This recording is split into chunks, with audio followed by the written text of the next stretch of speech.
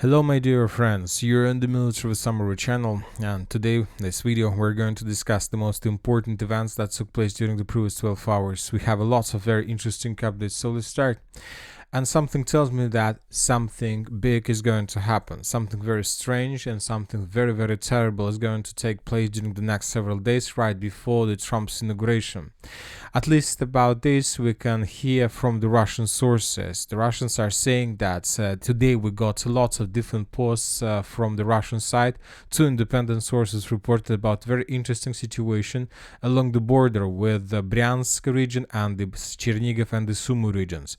For example, the Russians stated from the field, they report, the Russians, information came that the Ukrainian armed forces are preparing to go, but now everything is quiet and calm. Everyone is waiting. That was stated by the Russians when they were talking about the situation along the border with the Bryansk region. Later, several hours later, the Russian sources reported that there is a special calm, but an increase in shelling and FPV flights is being recorded in Suzemka. So everything tells us that the Ukrainians are about to begin their offensive operation. And before this offensive operation, the Ukrainians began bombing and attacking the territory of Russia.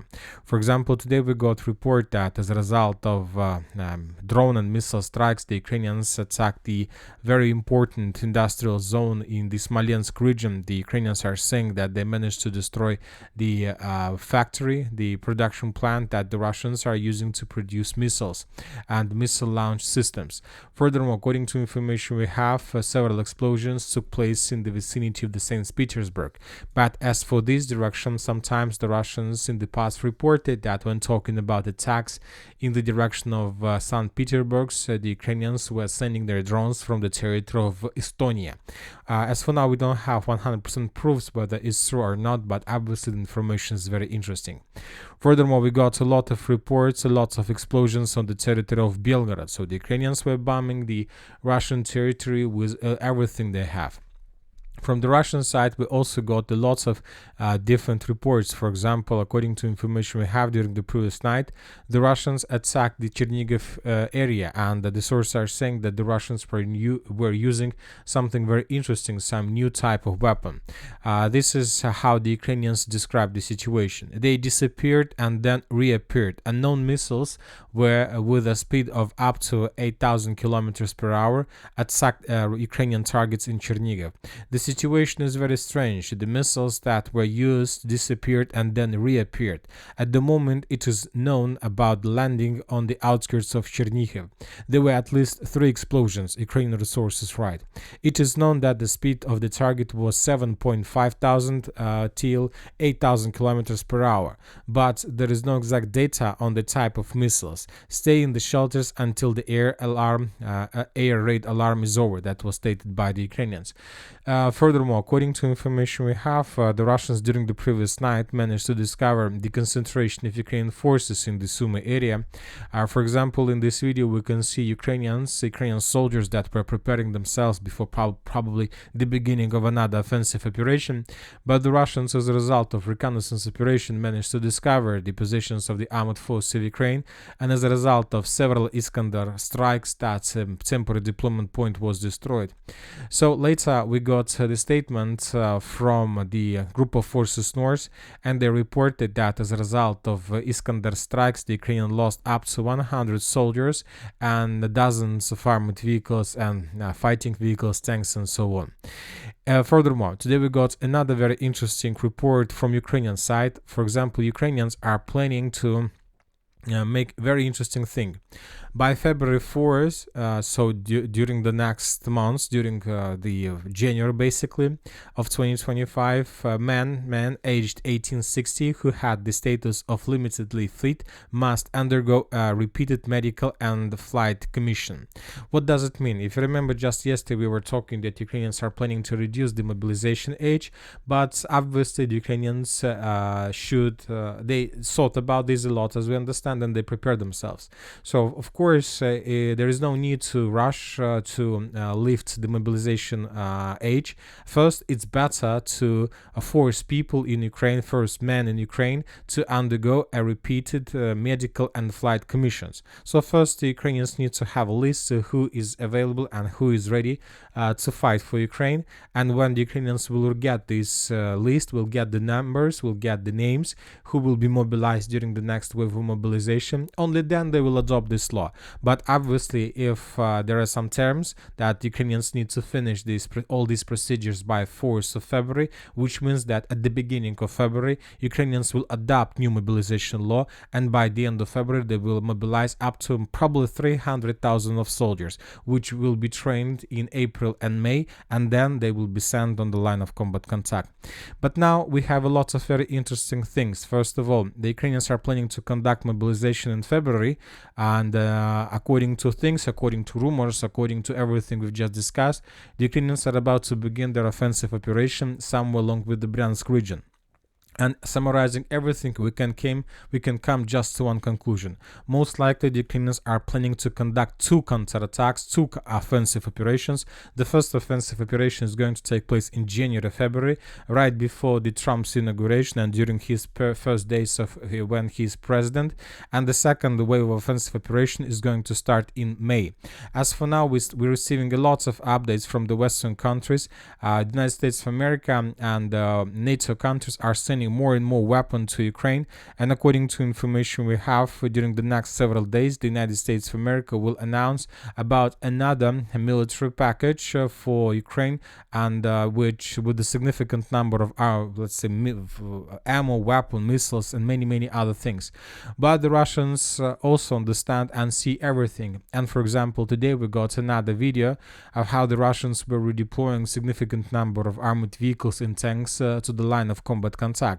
Some sources are saying that this video came to us from the old Russian territory, and the Russian convoy with a significant number of armored vehicles was heading towards the border with Ukraine, somewhere in the Bryansk or Belgorod directions.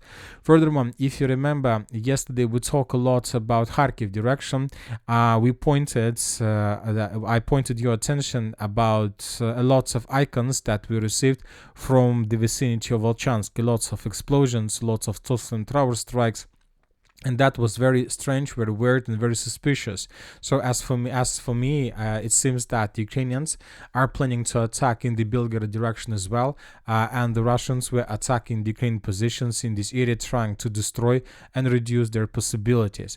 And today, on the 4th of January of 2025, we continue receiving videos from the same direction, which means that indeed there is some concentration of Ukrainian forces that the Ukrainians are planning to use in the very near future. And as you can see, according to the geolocations, the Ukrainians managed to shorten the distance with the border with Russian Federation. So the Ukrainians are already on the border with Russia, which means that they just need to receive some specific order, and the Ukrainians will begin offensive operation in the direction of Shebekin agglomeration. As you can see, there are lots of settlements, and the most important, there is a river, Nezhigul River. This is it.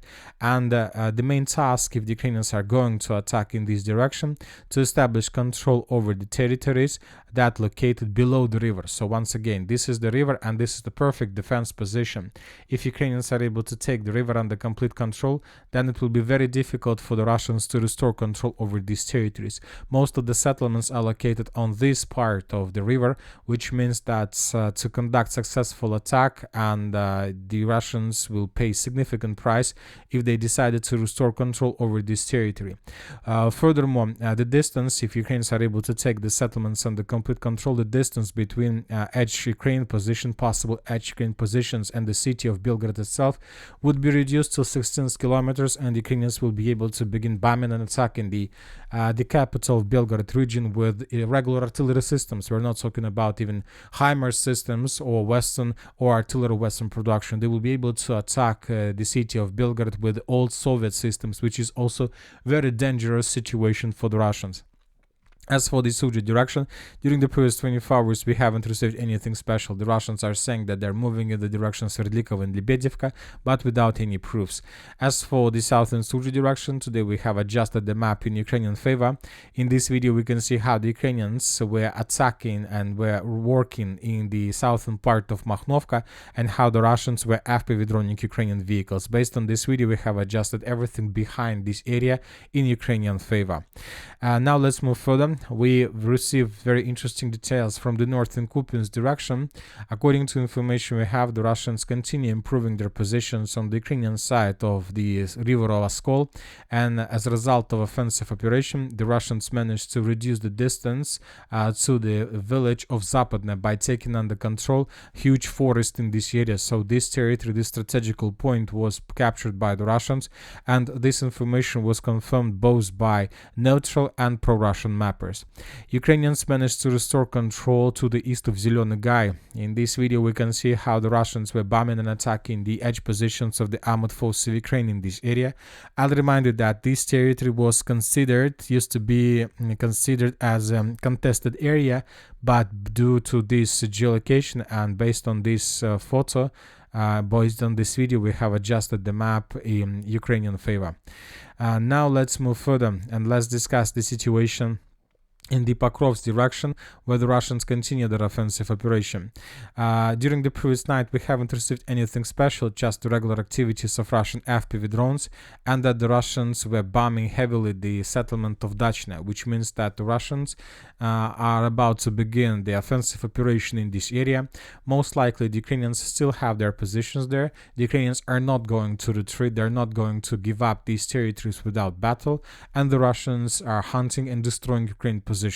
As for now, it's very difficult to understand when exactly the Russians are planning to take the settlement under complete control, but it not because because of the number of Ukrainians on the territory of the settlement. It's because we don't know for sure when exactly the Ukrainians are planning to begin their own offensive operation, which can ruin the Russian plans. And the most interesting updates are coming from the territory of Transnistria. According to information we have, rolling blackouts have started in Transnistria, leaving entire districts without electricity. So as you can see, during this winter period of time, the humanitarian disaster has already begun on the territory of Transnistria, and obviously the Russians will start doing something in the very near future. This might be very expensive for the Russians, but they don't have any other option, because if the Russians don't help Transnistria in their needs with electricity and support, obviously sooner or later this small unrecognized state will surrender, and probably Moldova and Ukraine and the Western countries will get everything they want. And that's it for the short video. Military Summary channel reminds we condemn any violence in the world. Thank you for watching. Subscribe to my channel, put your likes, join my Patreon, and have a good day. Bye bye.